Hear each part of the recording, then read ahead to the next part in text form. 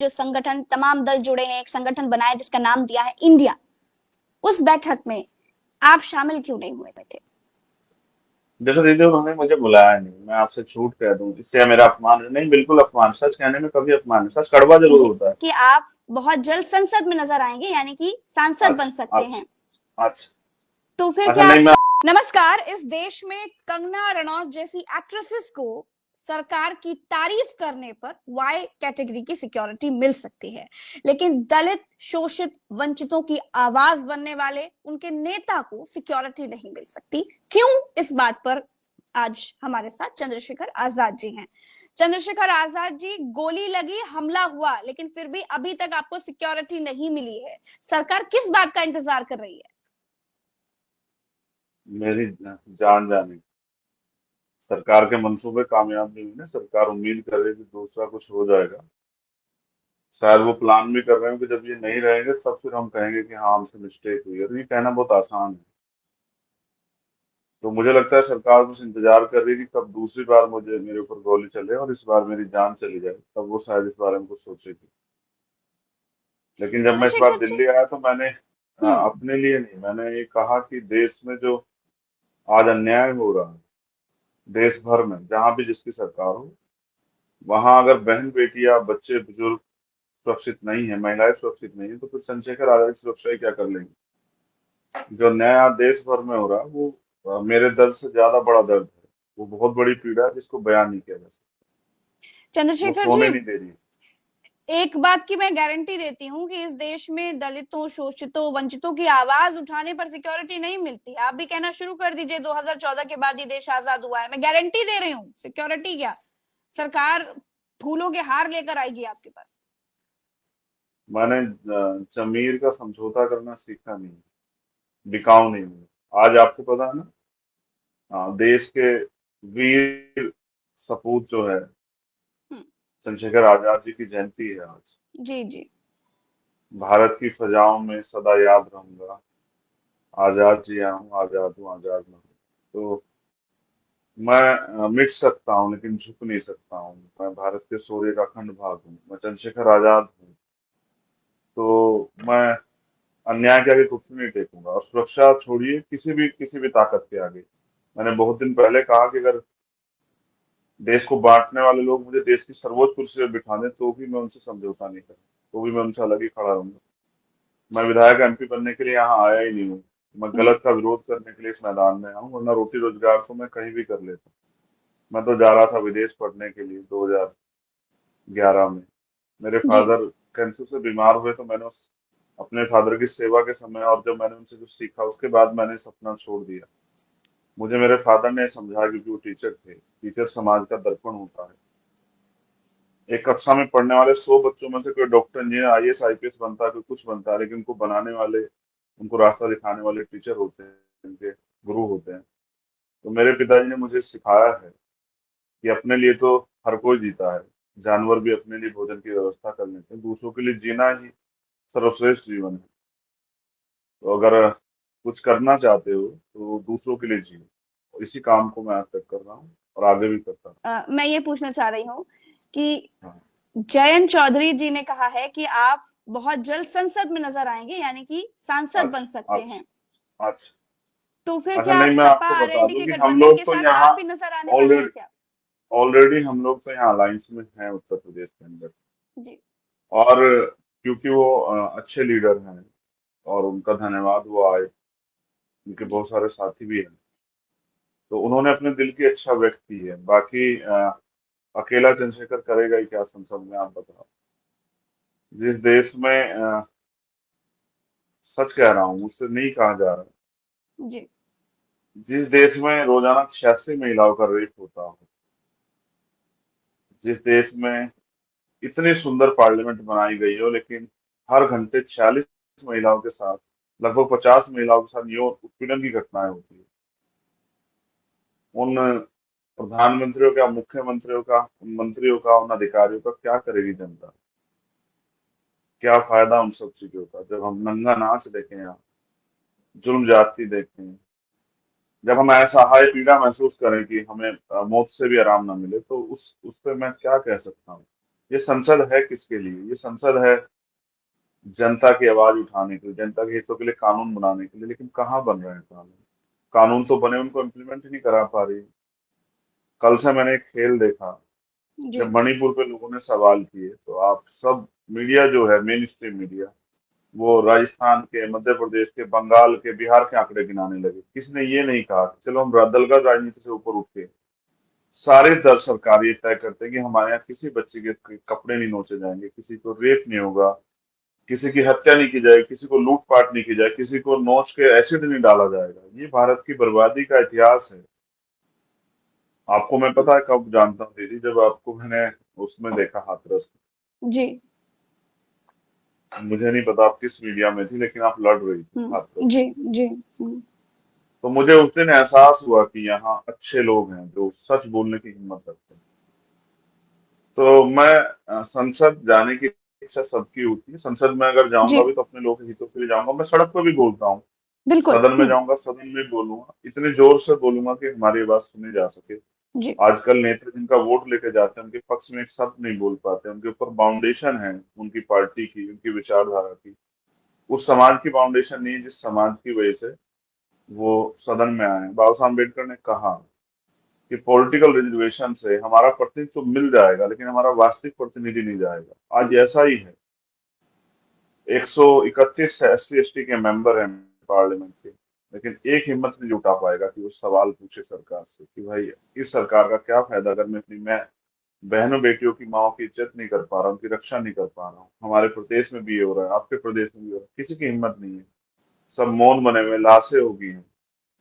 और इन लाशों से मैं ज्यादा उम्मीद नहीं करता। इसलिए मेरे लोग चाहते हैं कि मैं संसद जाके आवाज उठाऊं, हर उस मुद्दे पे बोलूं जिसको सुना नहीं जा रहा, जिस पर बात नहीं हो रही। और मैं विश्वास से कहता हूँ, मुझसे पहले भी बहुत अच्छे लोग संसद गए हैं, और अगर मेरे जैसे लोग संसद जाएंगे, हमारी पार्टी बड़ी हो रही है, हम लोग बहुत मेहनत कर रहे हैं। मुझे आशा विश्वास है कि हमारे बहुत सारे MP सदन में जाएंगे, कुछ इस बार जाएंगे, कुछ अगली बार जाएंगे, लगातार जाते रहेंगे। और एक दिन वो आएगा कि हम जैसे ऐसे बहुत सारे लोग होंगे संसद में जो इस जी बात पे खूंटा ठोक के खड़े हो जाएंगे कि इस देश में किसी गरीब के साथ, कमजोर के साथ, जाति धर्म के नाम पे, संप्रदाय के नाम पे अन्याय अत्याचार नहीं हो सकता। हम कॉन्स्टिट्यूशन को इजाजत नहीं देता। किसी बहन बेटी की रेप हत्या नहीं होती, उनको नंगा करके नहीं घुमाया जा सकता, उनके मन को जो है नोचा नहीं जा सकता है, उनका चीरहरण नहीं हो सकता है। ये हम रामायण महाभारत नहीं पढ़ रहे हैं, ये आज जी। जिंदा लोगों का भारत है। आज हम जहाँ हैं, हम काव्यों से अलग हटके भी हमें जवाब देना पड़ेगा कि इतिहास हमें क्यों याद रखे। भाई मैं संसद में जाके चंद्रशेखर क्या जी। करूंगा और अपने लोगों के हितों की आवाज नहीं उठा पाया? आप बताओ। जी बताओ। जी जी। ये जो गठबंधन बना है तमाम विपक्षी दलों का, ये जो दल, जो संगठन, तमाम दल जुड़े हैं, एक संगठन बनाया जिसका नाम दिया है इंडिया, उस बैठक में आप शामिल क्यों नहीं हुए थे? देखो दीदी, उन्होंने मुझे बुलाया नहीं। मैं आपसे झूठ कह दूं इससे मेरा अपमान है? नहीं, बिल्कुल अपमान। सच कहने में कभी अपमान नहीं। सच कड़वा जरूर जी होता है। इससे मेरे लोगों को संदेश पहुंचेगा भाई हमारे नेता की हैसियत अभी कम है, इसलिए उनको नहीं बुला रहे। हो सकता है अभी कुछ राजनीतिक मजबूरियां भी हो, जैसा कई फॉरन विश्लेषण भी किया कि वो एक और दूसरा हमारे जैसा एक दल है, पुराना मजबूत दल, उनकी नेता से विरोध मोल नहीं लेना चाहते, पहले वो उनको प्रयास कर रहे होंगे, इसलिए जी। उन्होंने ना बुलाया। देखो मैं फिर कह रहा हूँ, मैं भी कोई घर ऐसे नहीं बैठा हूँ कोई मुझे बुलाए चला जाए। मैं अगर मुझे कोई बुलाएगा भी तो मैं जाने से पहले, उस संदेश को देने से पहले, अपने मुद्दों में उनसे बात करूंगा जो हमारे बुनियादी मुद्दे हैं, जिनके लिए हम लोग लड़ तो रहे हैं, क्या जिनके लिए हमने मायावती जी को बुलाना चाह रहे ज्ञापन थे दिया। इसीलिए चंद्रशेखर आजाद से पूछा नहीं गया? देखो दीदी, ये तो वही बता सकते हैं जो उसको मैं न्योता भेज रहे हैं। मेरे पास न्योता नहीं आया। न्योता आता तो मैं बताता कि कौन भेज रहा है न्योता। और जिन पे न्योता है वो बता सकते हैं किन्होंने तय किया है। देखो मैं, ये जी जनतंत्र है। बिल्कुल। आपने यूपी का पिछला एक अलायंस देखा, उससे पिछला एक अलायंस देखा, क्या जीत पाए?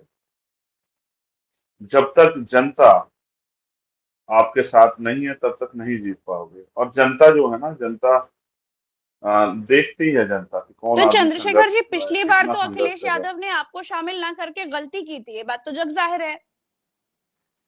इस बार फिर मैं कह रहा हूँ, मैंने फिर मेरा पिछली बार भी कंसल्ट यही था कि बीजेपी की सरकार प्रदेश के लिए अच्छी नहीं है। उसका जी। खामियाजा भी हम लोग भुगत रहे हैं, चाहे वो आरक्षण के साथ घोटाला और मुफ्तजा हम्म। शिक्षक भर्ती में घोटाला हुआ हो, या HJS के जरिए जो एक भी जज नहीं भर्ती हो रहा सरकार बैकवर्ड का, वो जो तमाम तरह का अधिकार हमें संविधान ने दिए, वो भी जो हमारे छिन भिन हो रहे हैं इसलिए, और जो हाथरस जैसी घटनाएं हुई, उन्नाव जैसी जी। घटनाएं हुई, कानपुर जैसी घटनाएं, वो ना हो, इसलिए हम लोग, मैंने प्रयास किया कि सब लोग मिलकर लड़ें। अंत वो किसी कारण सफल नहीं होगा, मुझे उस बात का कोई खेद नहीं, मेरा जी। प्रयास है। मैंने एक कहानी पढ़ी है, मैं आपको आपके चैनल के माध्यम से सुना देता हूँ कि बहुत व्यूअर्स सुनेंगे। कि एक जंगल में आग लगी हुई थी। उस जंगल में उस समय एक दो जानवर मौजूद थे, एक बहुत बड़ा था, एक छोटा था। बड़े के रूप में हाथी था और छोटे के रूप में चिड़िया थी। वो चिड़िया इस जंगल की आग को देख नहीं पाई, वो बार बार जाती, तालाब से पानी चोंच में भर के लाती, उस आग को बुझाने का प्रयास कर। हाथी बैठा तमाशा देख रहा था।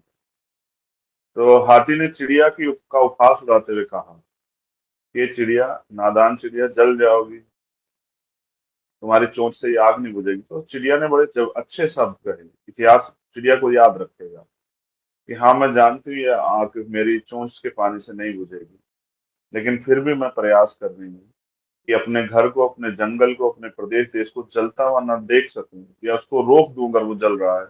लेकिन आप में क्षमता है, आप इसको रोक सकते हो, आप में ताकत है, लेकिन आप फिर भी नहीं रोक रहे हो, तो एक दिन इतिहास लिखा जाएगा जंगल का। मेरी गिनती शहीदों में होगी, बचाने वालों में होगी, आपकी गिनती गद्दारों में होगी। तो मैं वो छोटी सी चिड़िया हूँ, नन्ही सी, जो प्रयास कर रहा है कि देश बच जाए।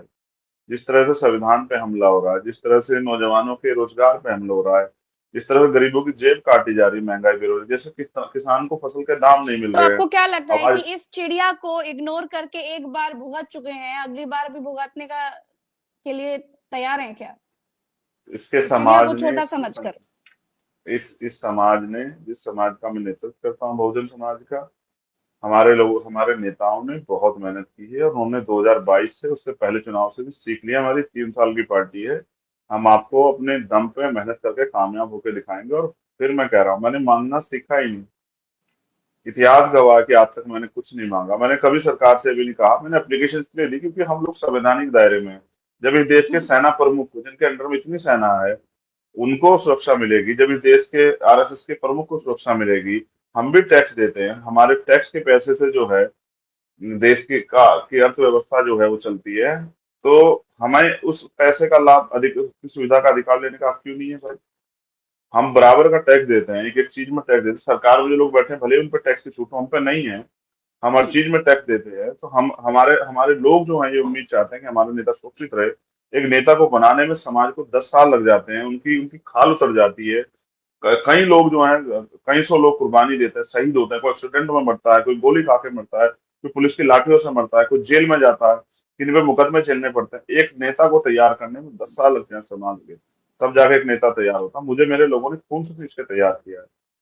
तो मेरा, मैं फिर कह रहा हूँ, मैं किसी से नाराज नहीं हूँ भाई। उनको अपनी सोच है, उनकी, उनको लगता है कि वो कामयाब हो जाएंगे। हम अपनी पार्टी के जरिए कामयाब होंगे, हमारे लोग मेहनत कर रहे हैं, आजाद समाज पार्टी के लोग दिन रात लगे हुए हैं। आपने देखा ना, हमारा विधायक है ना एमपी, लेकिन हमने चैलेंज जितनी बार किया, मुझसे लोगों ने पूछा कितने लोग आएंगे, मैंने कहा कि दिल्ली याद रखेगी हम्म। कि चंद्रशेखर आजाद ने बुलाया है। तो ये सच है, वहां के हम्म। अधिकारी कर्मचारियों से आप पूछना। जो बिल्कुल बिल्कुल। अधिकारी कर्मचारी पहलवान बेटियों पे लाठियां चला रहे थे, जम हम्म। जम के खींच रहे थे पहलवानों को, वो हमारे मंच पे आके हमसे अपील कर रहे थे कि भैया थोड़ा सा जल्दी कर लेना, थोड़ा बिल्कुल सा चंद्रशेखर समझदारी जी, हमारा दिखाना, ग्राउंड बहुत रिपोर्टर भीड़ वही है। मौजूद था। हम्म। हाँ, तो इसलिए कह रहा हूँ, मैं मैं किसी के आगे हाथ नहीं फैलाऊंगा। हम लोग लोकतंत्र मेहनत करेंगे, और जनता तय करेगी कौन आगे बढ़ेगा, कौन पीछे जाएगा। चंद्रशेखर जी, आप फिर इस ये जो संगठन है विपक्ष का इंडिया, इसके बारे में क्या सोचते हैं? क्या लगता है आपको, क्या एनडीए को टक्कर दे पाएगा इस तरीके से?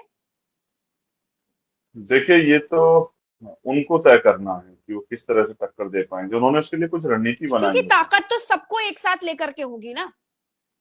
हाँ, उनको लगता है कि गरीब के बच्चों को इग्नोर किया जाए, या उनको लगता है कि इनके बिना बन सकती, उनको करनी चाहिए कोशिश, लोकतंत्र है, क्या पता जनता उनकी बात मान ले। हम्म। लेकिन फिर मैं आपसे कह रहा हूँ कि इतने बड़े समाज को, देखो, मैं आपको एक बहुत जरूरी बात बताऊंगा। चंद्रशेखर के साथ दिक्कत ये है, और विपक्ष भी इस बात को जानता है, मैं इनको विपक्ष कहता भी नहीं हूँ, मैं इनको ये कहता हूँ वो भी लड़ रहे हैं सरकार की तानाशाही के खिलाफ। तो विपक्ष नहीं, वो भी एक पक्ष है। सरकार के विरोध में वो विपक्ष हो सकते हैं, लेकिन उनको मैं विपक्ष नहीं कहूंगा।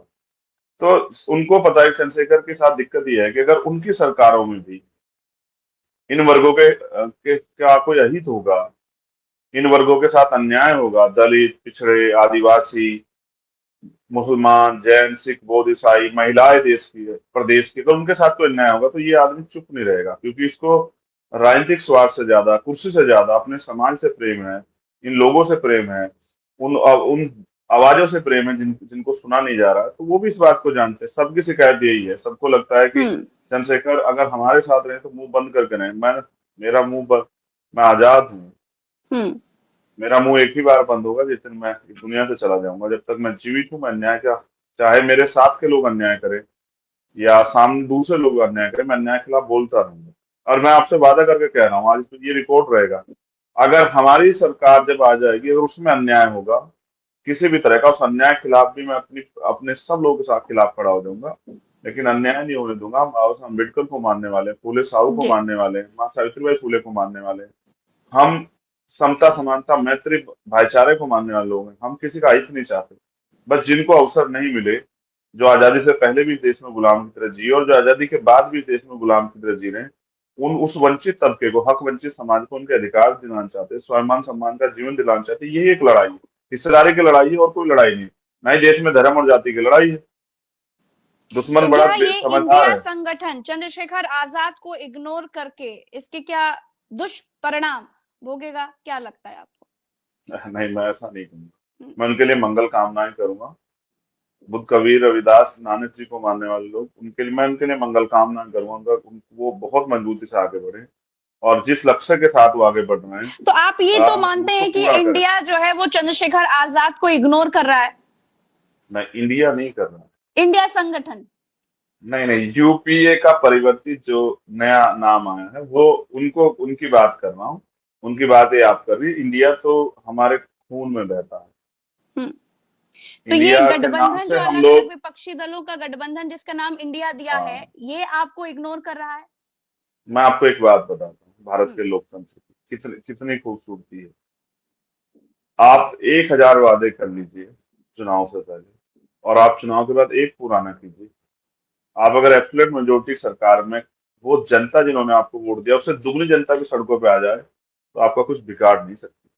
उनको 5 साल इंतजार ही करना पड़ेगा कि 5 साल बाद वो फिर आपको बदल दें। तो जी। मैं, और जिस तरह से आज पैसे से जो है जनता के वोट को खरीदा जा रहा है, ये लोकतंत्र का दुष्परिणाम है। एक और लोकतंत्र को जो है ना, ये लोकतंत्र को लूटा जा रहा है, खरीदा जा रहा है, लोकतंत्र को के स्वरूप को बिगाड़ा जा रहा है। आज पैसे से सत्ता, सत्ते से पैसा, सत्ता से पैसे का जो खेल चल रहा है, जिस तरह से पूंजीपतियों के हम्म। आगे जी। गिरवी रख दिया है सरकार ने, चंद पूंजीपतियों के आगे, ये हम देख रहे हैं देश को, कि नहीं, तो सत्ता क्या के लिए लग रहा किस है तरह ये से जो जो है खेल गठबंधन खेला हुआ जा रहा है है, देश मैं ये जानना चाह रही हूँ चंद्रशेखर जी, इंडिया, ये जो गठबंधन है, तो ये क्यों इग्नोर कर रहा है चंद्रशेखर आजाद को? क्या लगता है कि दलित वोट कट जाएंगे, या क्या डर है, क्या खौफ क्या है भाई? में। वो ही बता सकते हैं, और हम्म। मेरे पे इतना समय भी आपको नहीं कि क्या मैं उनके लगता बारे है? में सोचूं। हम्म। नहीं, हम अपना काम कर रहे हैं और जी। बहुत मजबूत संगठन बना रहे हैं। मैंने जी। कहा, बिना संसाधनों के हमारे लोगों ने इतने कम समय में, मैंने लगभग 8 तारीख को अपील की थी, 12 दिन के समय में अगर दिल्ली में लाखों लोग आए और सड़कें नीली हो गई, तो इसका ये प्रमाण है कि हम लोग जो हैं, हमारा काम धीरे धीरे मजबूत हो रहा है।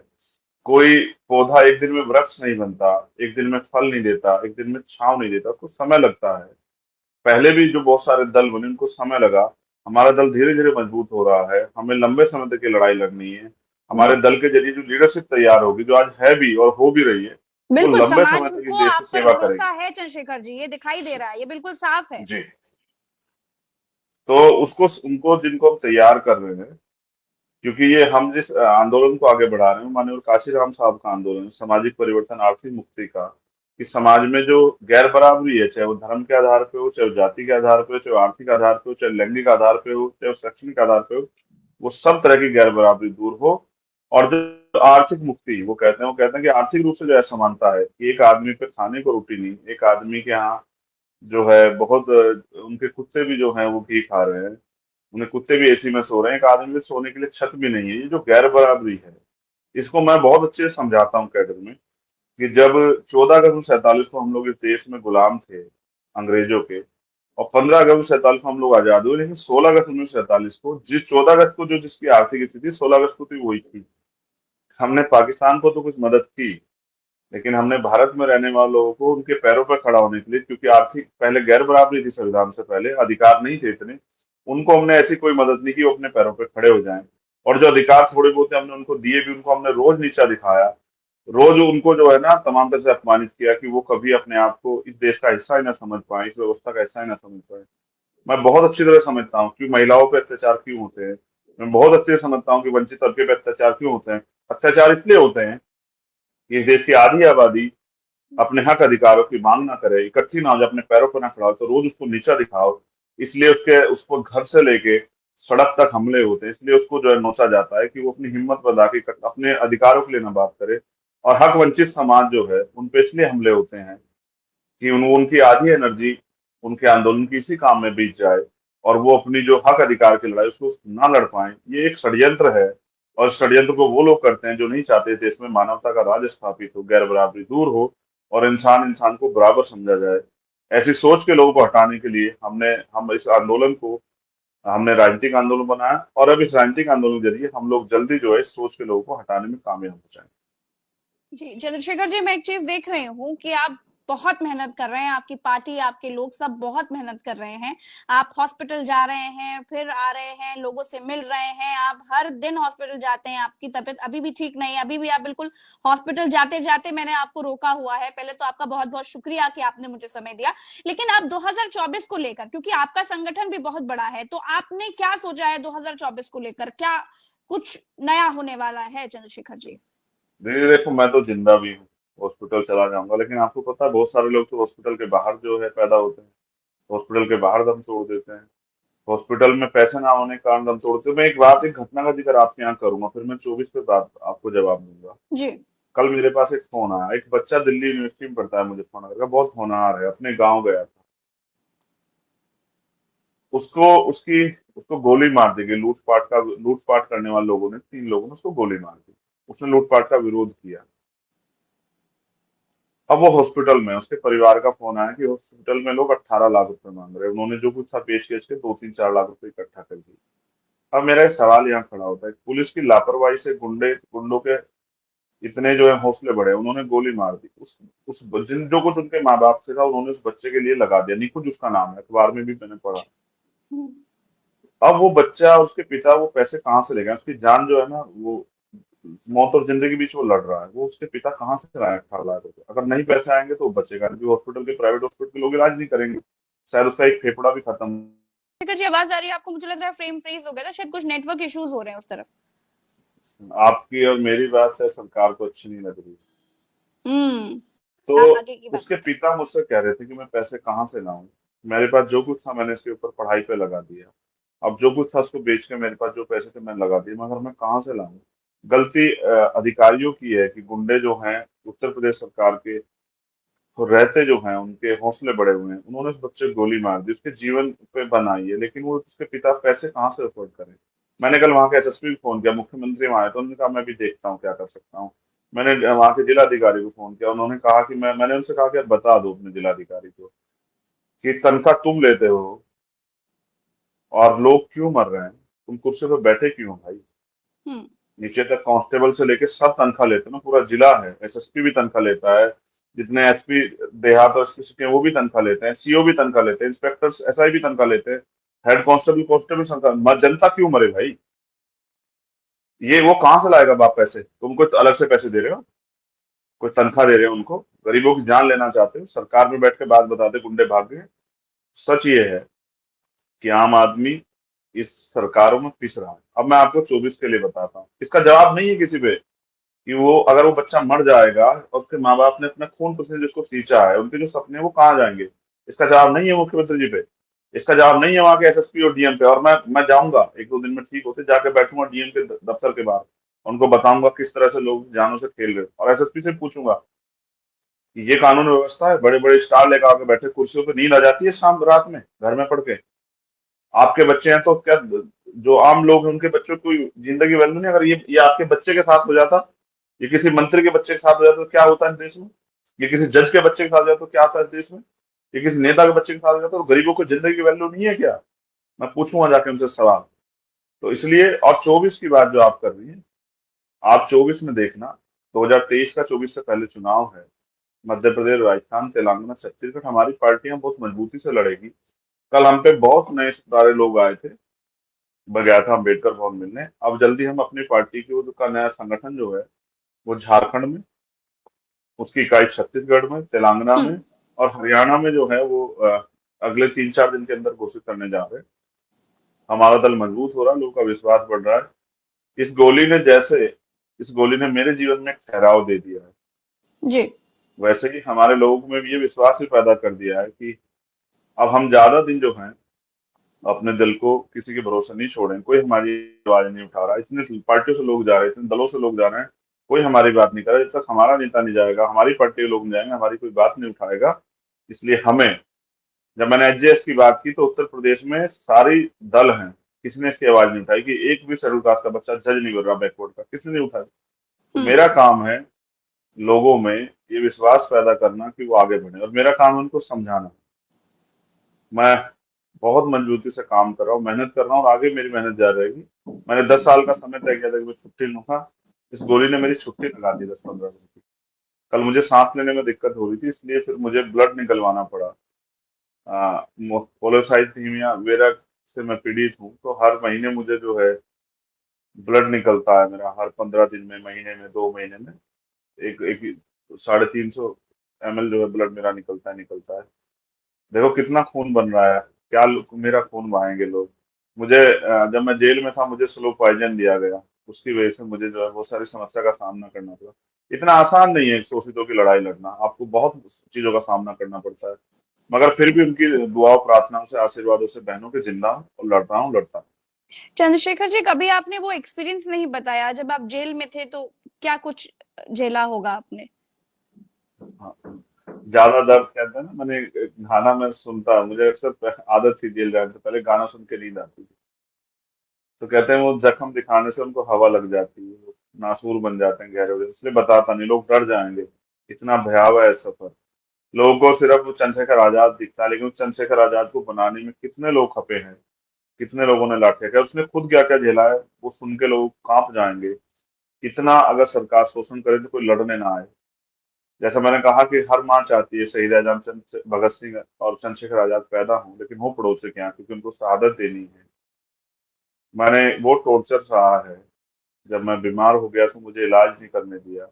जब मैंने 2 अप्रैल पे आंदोलन किया, भूख हड़ताल की, गांधीवादी तरीके से, तो मैं 8 दिन जो है भूखा रहा। अखबार में छपता रहा कि चंद्रशेखर तीनों टाइम खाना खा रहे हैं, और अखबार की कटिंग मेरे पास आ जाती थी किसी तरीके से, तो मैं पढ़ लेता था उसको। जबकि जेल में अखबार कटिंग काट दी जाती जिसमें आपकी खबर हो। उसके बाद मुझे मेरे परिवार से मिलने से रोक दिया गया, मेरी तारीखें रोक दी गई। मैंने जब 10 साल से सवाल किया तो मुझे कोर्ट जाने से रोक दिया गया। वीडियो कॉन्फ्रेंस में मैंने जिस दिन सवाल खड़ा किया कि सर हम भी तो बंदी, भले हमारे भी तो कुछ राइट्स हैं, तो उन्होंने वीडियो कॉन्फ्रेंस पे भी मुझे आना बंद कर दिया। मैंने 16 महीने की एक रात इस तरह से काटी, 10 बाई 6 की एक कोठरी में, जहाँ एक रात मेरी तन्हाई में जो है सांप आ गया। और वो, जब क्योंकि सर्दी थी तो सुबह जब मैंने कपड़े ठीक किए तो वो मेरे तकिए के नीचे बैठा था। हो सकता है चंद्रशेखर रात को पहले काफी दिन पहले मर जाता। रात में मेंढक, मच्छर, कॉकरोच आके चुपचाप आके जो है छाती पे बैठ जाते, झटके से आंख खुल जाती। मैंने सुना था कि अंग्रेज काला पानी की सजा दे देते, मैंने तो ये देखा कि कितना अन्याय। आपको, मैंने लाठियां खाई ढाई किसकी ढाई सौ। सरकार थी? किसकी सरकार थी चंद्रशेखर आजाद जी उत्तर जिनकी आज प्रदेश में? हम्म। जिनकी आज है, बाबा जी की सरकार थी, बाबा जी मुख्यमंत्री थे। उनको जी। पसंद नहीं आया कि एक दलित का बेटा अपने समाज के अधिकारों के लिए लड़े। उन्होंने कहा, एडीजी लॉयड का बयान है, मैंने ये बात जी। कही थी 21 तारीख को, कि हम चंद्रशेखर को सरेंडर नहीं करने देंगे। मुझे हम्म। एक अधिकारी ने बताया कि उन्होंने कहा कि इसका एनकाउंटर करो, वरना कल कोई और चंद्रशेखर खड़ा हो जाएगा, कोई और दलित पिछड़े का, आदिवासी का बेटा खड़ा होकर कहेगा, अपने हकों की मांग करेगा, तो निपटाओ इसको। बहुत लोग एनकाउंटर हुए हैं, तो मगर वो इसलिए सफल नहीं हो पाए कि 21 तारीख को दिल्ली पे, 21 मई 2017 को मेरा समाज आया और उसने मुझे ताकत देके कहा कि हम साथ हैं। सरकार को समझ आया कि इस 85% बहुजन समाज का विरोध आप लोग नहीं झेल पाओगे। मैं प्रधानमंत्री को अच्छी तरह जानता हूँ। प्रधानमंत्री 13.5 महीने नहीं बोलते, लेकिन जब चुनाव आता है उत्तर प्रदेश का तो हाथ जोड़ के ऐसे बैठ जाते हैं। 56 इंच के सीने वाले प्राइम मिनिस्टर कहते हैं मेरी तपस्या में कुछ कमी रही। तपस्या में कमी नहीं, चुनाव आ गया था सर। वरना जो वादे आपने किसानों से किए थे, 700 किसानों की शहादत पे आप एक शब्द नहीं बोले। एमएसपी गारंटी की बात आपने की नहीं दी, जो किसानों के मुकदमे वापस नहीं किए। फिर आप ऐसे ढीठ के ढीठ हो गए हो। और अब मणिपुर पे आपने कहा मेरा हृदय क्रोधित है, मैं दुखी हूँ। वो क्रोध की ज्वाला कब मुंह से बाहर निकलेगी?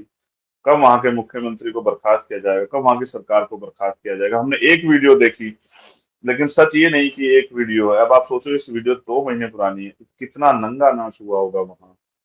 हम भारत में बेटियों को देवी कह के पूजते हैं, उन देवियों के चीरहरण पे हमारे मुंह से एक शब्द नहीं निकल रहा, और हम लगे हुए हैं एक दूसरे पर आरोप लगाने पे। बिल्कुल। मैं अभी अभी अपनी बात रखूंगा ट्वीट के माध्यम से कि दलगत राजनीति से ऊपर उठ के हमें इस महिलाओं पे होने वाली हिंसा को, बच्चों पे होने वाली हिंसा को रोकना चाहिए।